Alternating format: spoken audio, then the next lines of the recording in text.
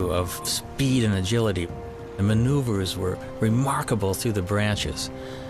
And that is one of the things that has always just surprised me about this species, how fast they are.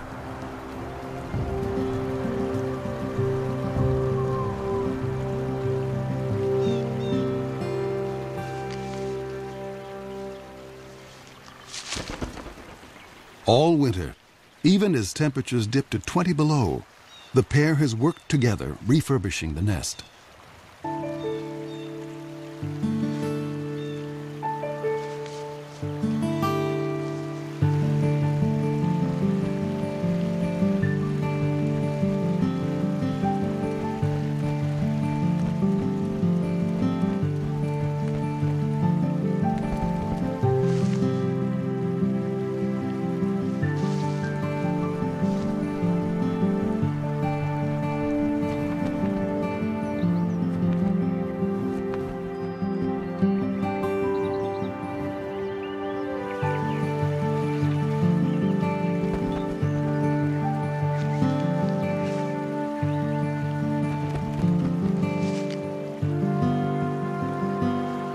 I think a lot of the nest building activity is part of pair bonding because they have to get their act together as a matter of survival.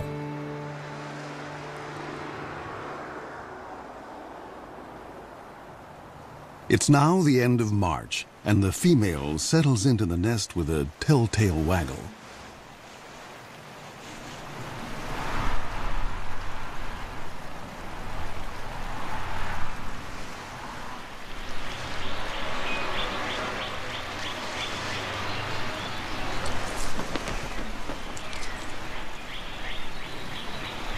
Bald eagles normally lay 2 to 3 eggs. But this spring, the one-eyed female only laid 1 egg.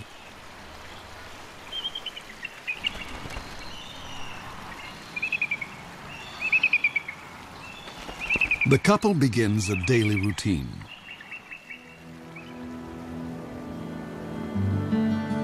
For 5 long weeks, they'll take turns incubating the egg. As winter ebbs, the well-practiced team seems to be headed for success. But spring is a fickle season.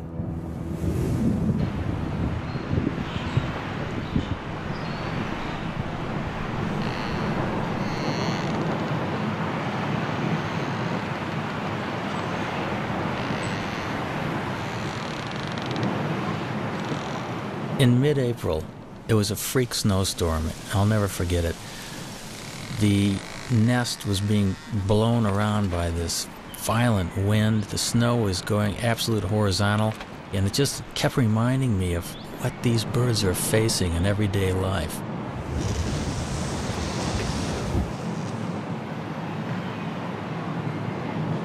They were well into incubation, so the changing of the guard was always quick.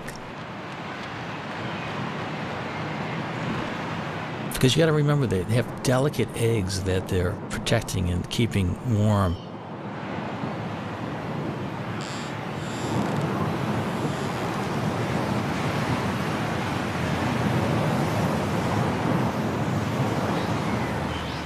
There seemed to be shifts of an hour and a half, where one eagle would sit on the egg while the other was out foraging for food.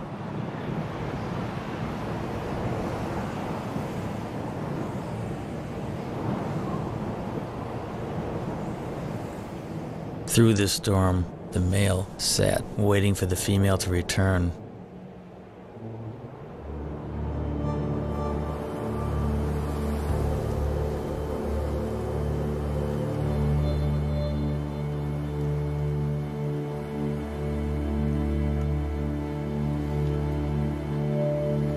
Tragically, something happened to her, we're not sure what.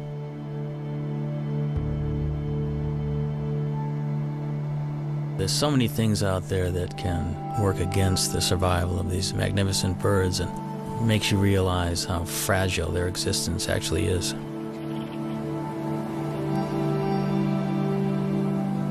Cold and hungry, the father abandons his egg.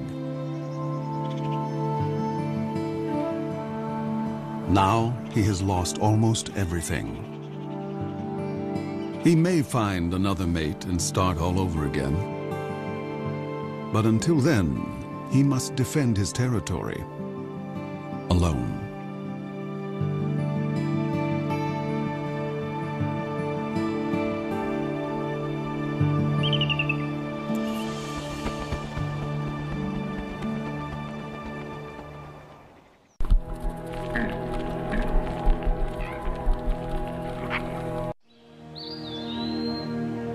When Europeans arrived in North America, the continent teemed with as many as 500,000 bald eagles.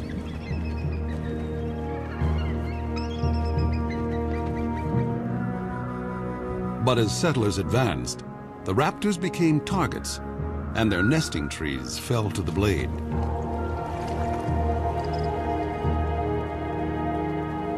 For raptor specialist Bob Anderson, the pioneers' attitude was simply arrogant and ignorant. All birds of prey were just considered vermin. I mean, they were all chicken hawks. They were all bad birds. Be it a bald eagle, golden eagle, a red-tailed hawk, they were all shot.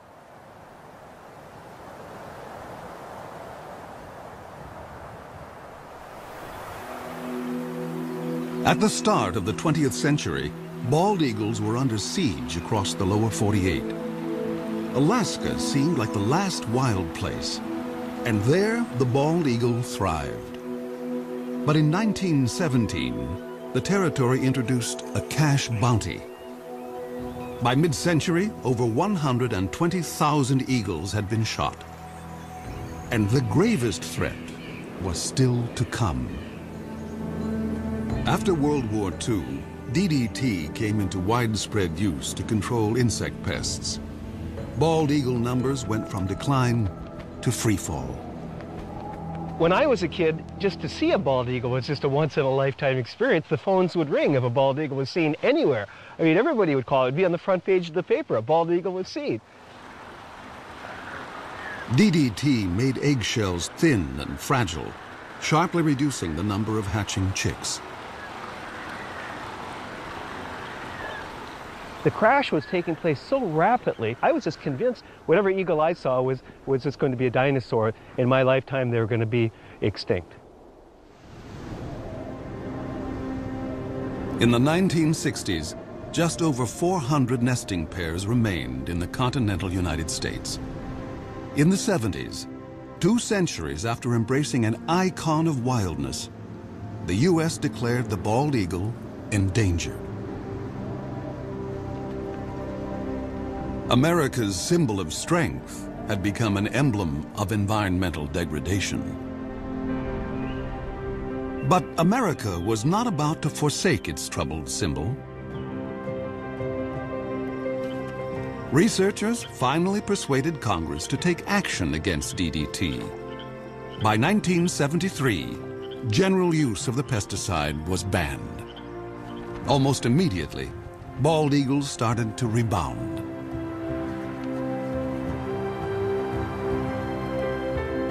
In 2007, the American eagle was removed from the endangered species list.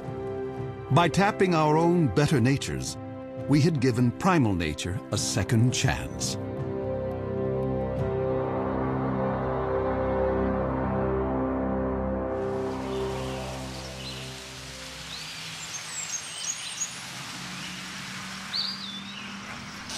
It was late summer and the eagle had left the nest. It was a perfect opportunity to climb the 80 feet up and investigate. Bob and I wanted to have a look to see just what was on the nest.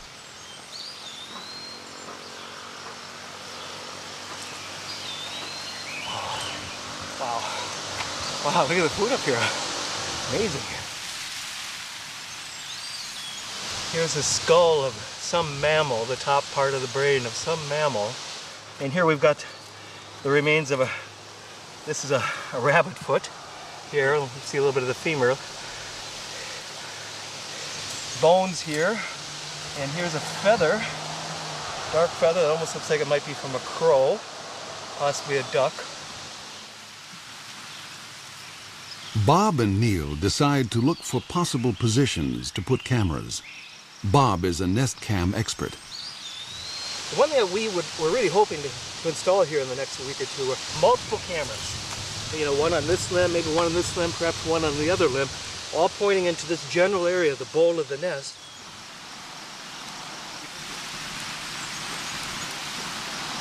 Heard of sea legs? We have to have tree legs when working with this job. Bob will have a bird's eye view in the coming nesting season, no matter whether the single male succeeds or fails.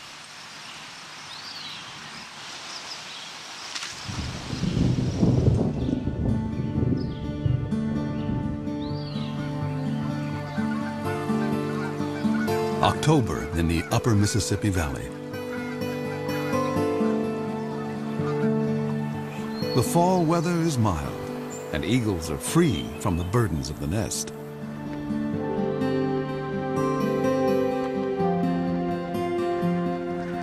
Water birds, soon to depart for warmer havens, are briefly abundant.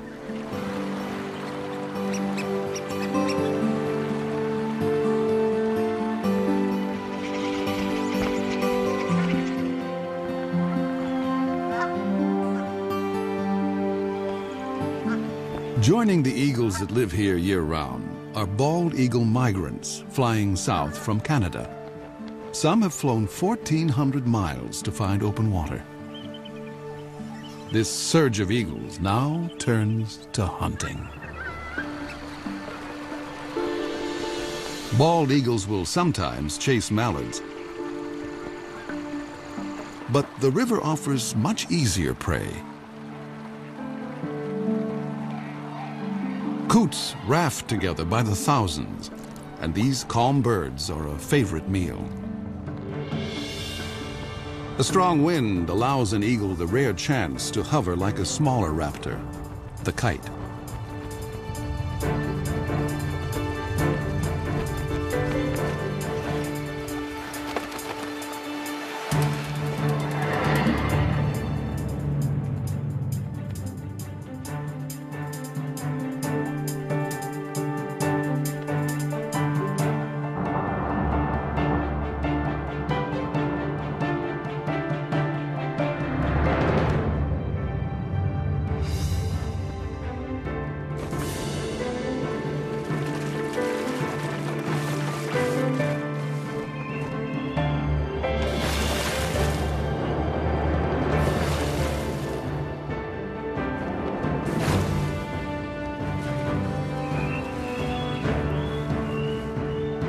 There's more than enough prey for every eagle, but thievery is in their nature.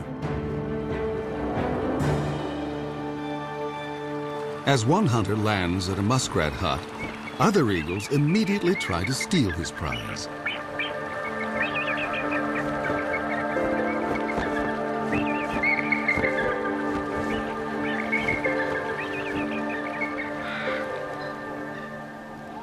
This autumn bounty is a returning glimmer of the old days.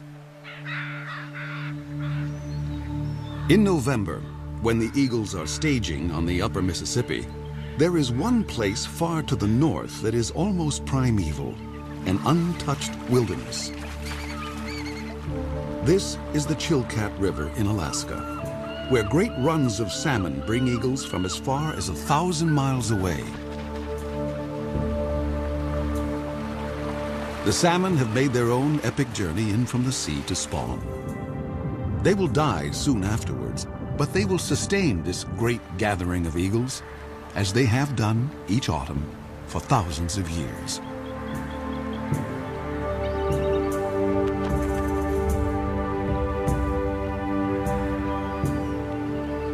I've always wanted to go to the Chilkat, and it was not a letdown. I have never seen so many eagles in one place. There can be as many as 2,000 in one small area of the river. It's like going back into time being there.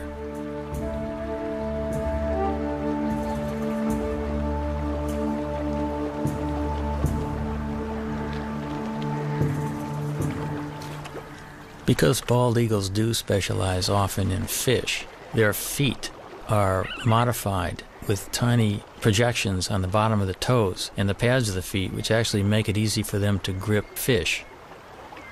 Their beaks are incredibly efficient at ripping the flesh of fish and other prey that they catch.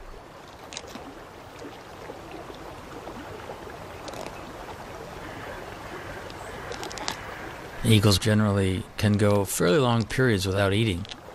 They have what's called a crop, which is an extension of the esophagus, which is a storage bag for food.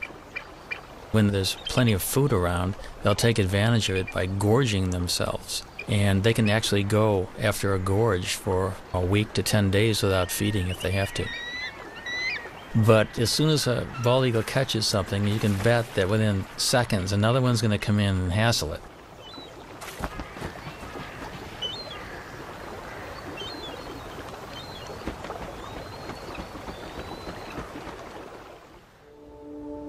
Back along the Mississippi, autumn is on the wane.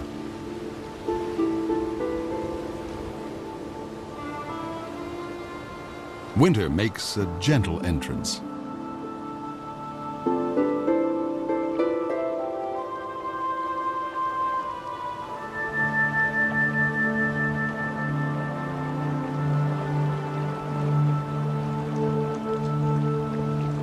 Bald eagles can now walk on the river, although some seem to prefer skating.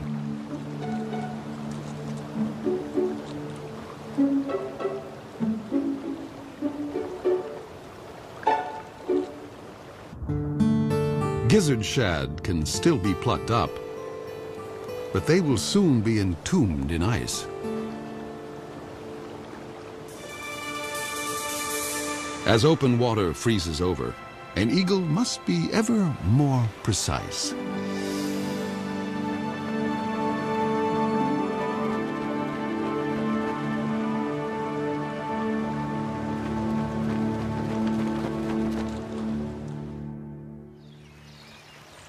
At the hatchery nest, Bob Anderson has been keeping an eye on the widowed male. The male will always make occasional visits to the nest. He still maintains the territory. He's working on his nest, adding little trinkets that might make it more attractive. This particular nest is prime property. It's located so close to a prime food source. Many, many eagles have been vying to get into the territory. Now that he's alone, an approaching female would be courted.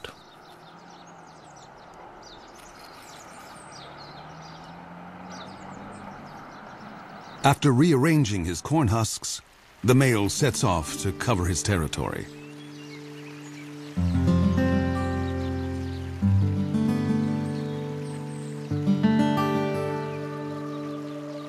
But now, another eagle buzzes the nest.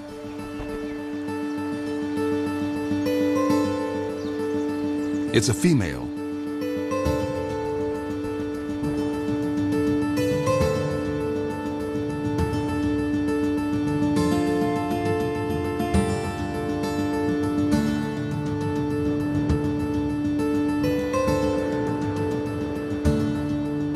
An aerial duet may be a chance for the prospective couple to size up each other's condition.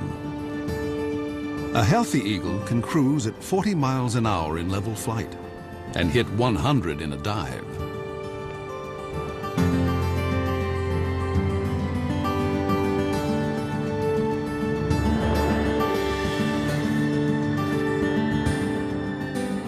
After a few minutes with their heads in the clouds, the courtship is over.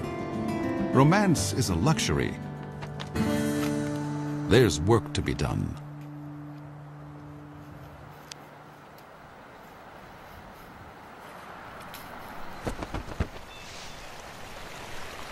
When the eagles first land together on the nest, they're a little bit apprehensive, and I think the moving around of sticks together and grass together just kind of cements the bond. It kind of creates the marriage that will only get deeper and deeper as the weeks progress.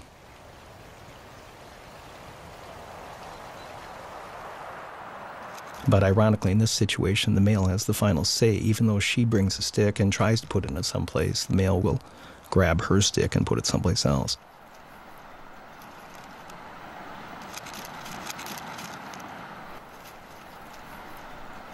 We think she's a 4-year-old. She does have speckles on her head, but you can see a little dark streak on the top of her beak. That dark streak tells us that maybe she's a 4-year-old. He's got a young bride, probably coming into her first breeding season.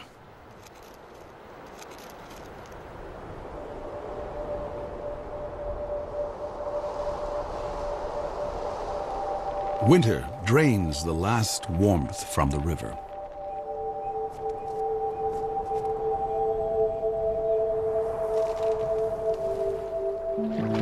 Fresh perils appear for all the creatures along the Mississippi.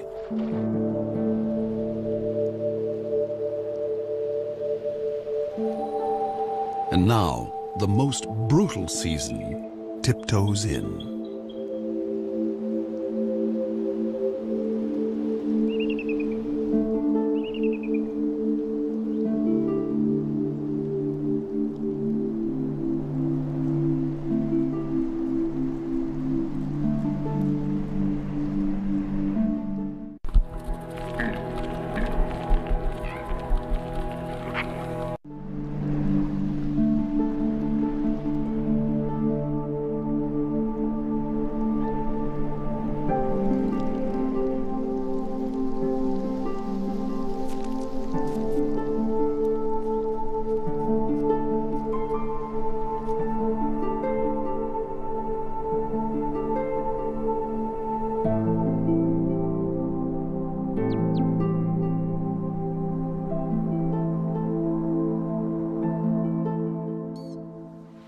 In a workshop beneath the Iowa hatchery nest, Bob Anderson checks on his reality show.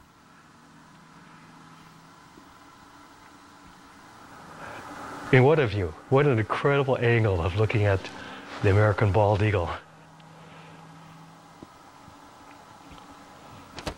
And there she is also. And he's the boss, boy. This is his nest. I mean, he calls the shots.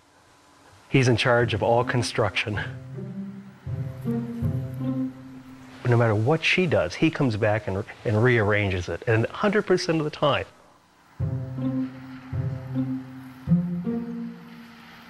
Now, she brought in a little bit of grass, and if she flies off now, he will go take that grass and put it someplace else.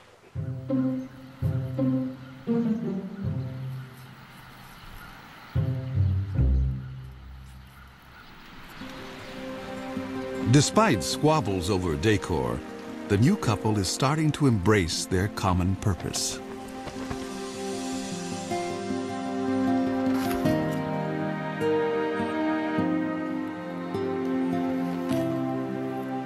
You can actually see them, they're bumping each other, they're interacting, there's no aggressiveness at all.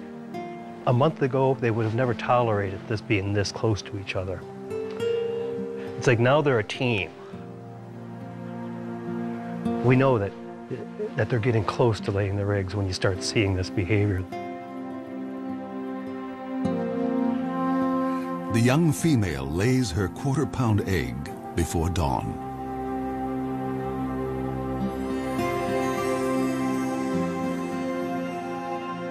Exposed, an egg can freeze in a minute. And so the father will need to move in for his first shift. The first egg was laid early in the morning. We actually missed it. We saw the birds sitting in the bowl. We knew that it would be soon, but we were kind of surprised to see this first egg. But we can see him, how careful he is with his feet. His feet are balled up, and he's trying to hide his talons. He doesn't want those nails to poke a hole in that fragile egg. It's touching to watch that sensitivity that this old guy has had, you know, with many, many eggs probably in his lifetime.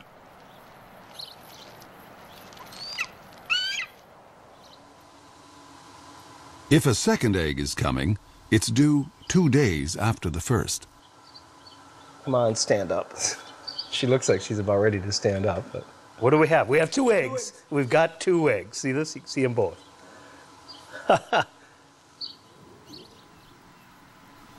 So do you feel like a papa? When they hatch, I'll feel like a papa. Yeah. Now we just have to wait 35 days from today to see our first baby. So. If eagles can feel pride or joy, the new parents must be brimming over. They will now work nearly unbroken shifts. But even such an effort can't guarantee that the eggs will hatch safely, especially since they must survive one of the longest incubations of any bird along the upper Mississippi.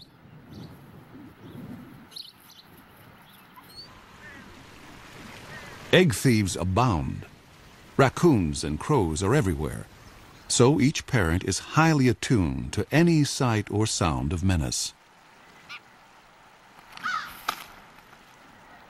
And then, another storm.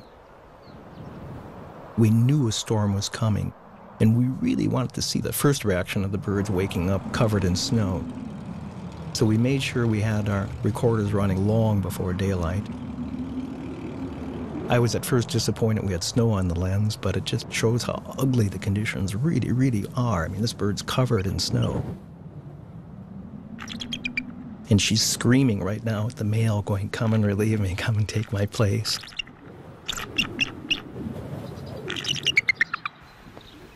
And he does.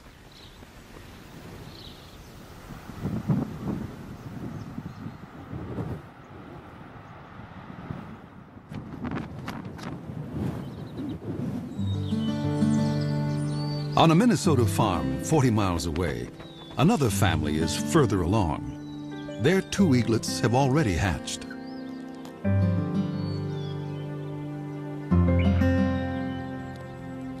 The mother feeds her 4-day-old daughter. The 2-day-old male, hardly able to hold his head up, doesn't seem to be getting a fair share. Although both parents are dedicated, they have a blind spot for one particular peril, one within the family. Sibling rivalry.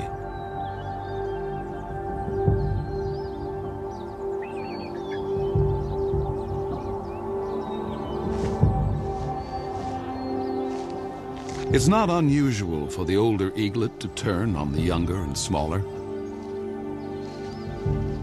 In nature's cold calculation, why share your meals when you can eat more alone?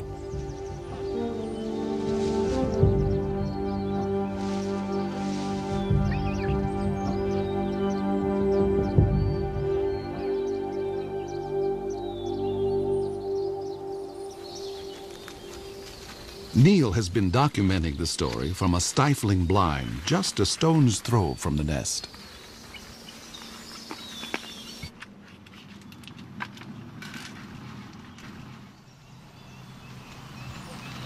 The dynamics of this whole syndrome is that the chick that's beat up becomes weaker and weaker, cowers, is kind of afraid to even stand upright, and the female will always feed the chick that's more robust. And it's called the Cain-and-Abel syndrome. The feedings go on for about 5 to 8 minutes, sometimes maybe 12 minutes. The bigger chick is getting up to 30 or 40 pieces of food per feeding. The little one would get about 6 to 8 pieces. The last few days we've been worried a lot about whether the younger, smaller chick is going to survive or not. So we got our fingers crossed that little UD, we call him Underdog, is gonna be okay.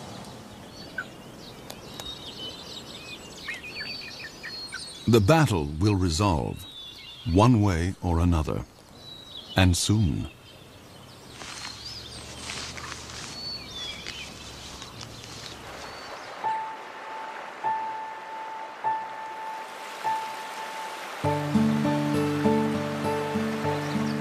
Water flows again at last. Spring has come to the upper Mississippi.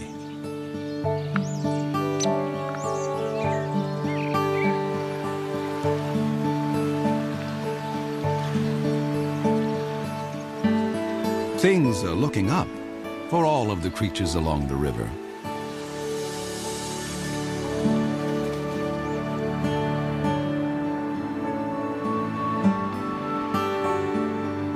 Eagles visiting from Canada now return north to their nesting territories. For year-round residents like the hatchery couple, spring means getting ready for eaglets.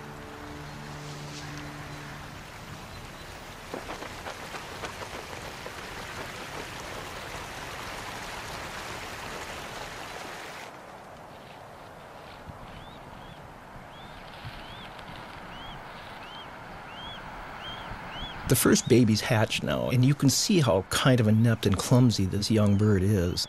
She doesn't quite know what to do. That baby's begging for food, and yet she's not fully responding to it. And yet there's food off to the right in the nest. And these first few days were so painful for us. If it wasn't for the male, I don't think the babies would have survived.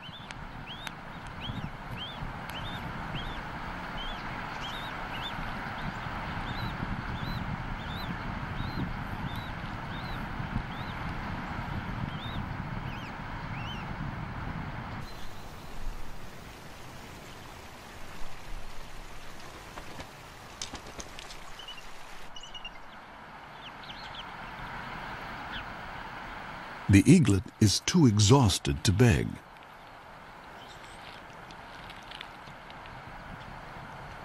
And now the mother starts to feed herself. Parent and young are failing to connect.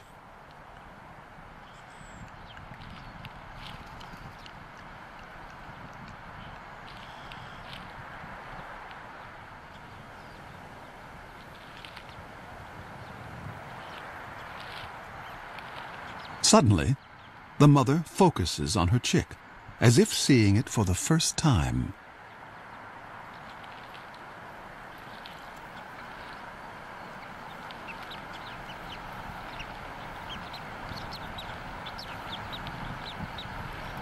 She's just, she doesn't know how to approach it, and she's trying to ball up her feet. She just stepped on the baby there. It's a lot different than a hard egg.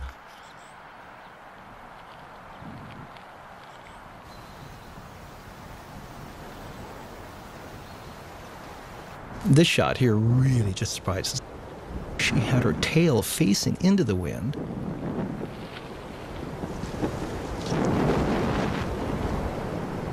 The winds gusted to 40 miles an hour. The wind actually literally blew her out of the nest, and she almost took the baby with her. Something an experienced bird would never do.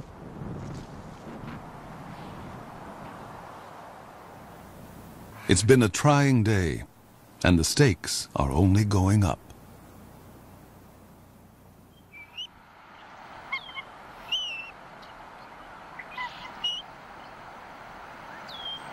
Here's our young female just standing up, and as you can see, we've got our second baby that it did hatch. And again, you can see that she's getting a little bit better with her feet. Already there's been a little bit of learning, I guess, that's taken place. And now the old man will come in, the guy that's so proven. That's him on the right. She's stepping off now.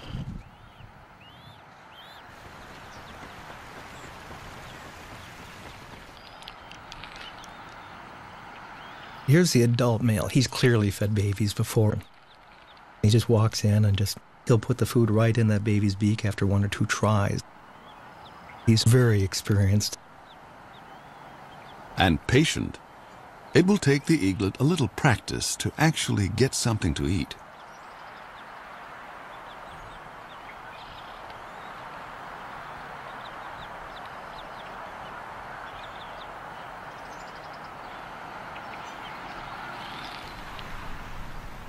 At least in this nest, there's no sign of sibling rivalry.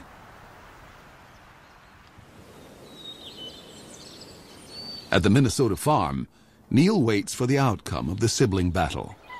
The sister is alive and sassy, but what about Underdog?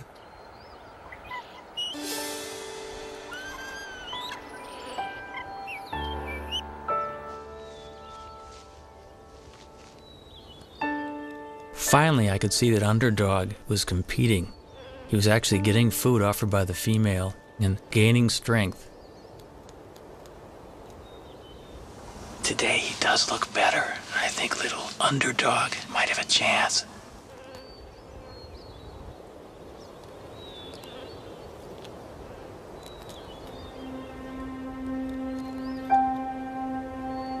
Once the eaglets were 6 to 7 weeks old, the Cain-and-Abel syndrome was long past, and they were both healthy and vigorous.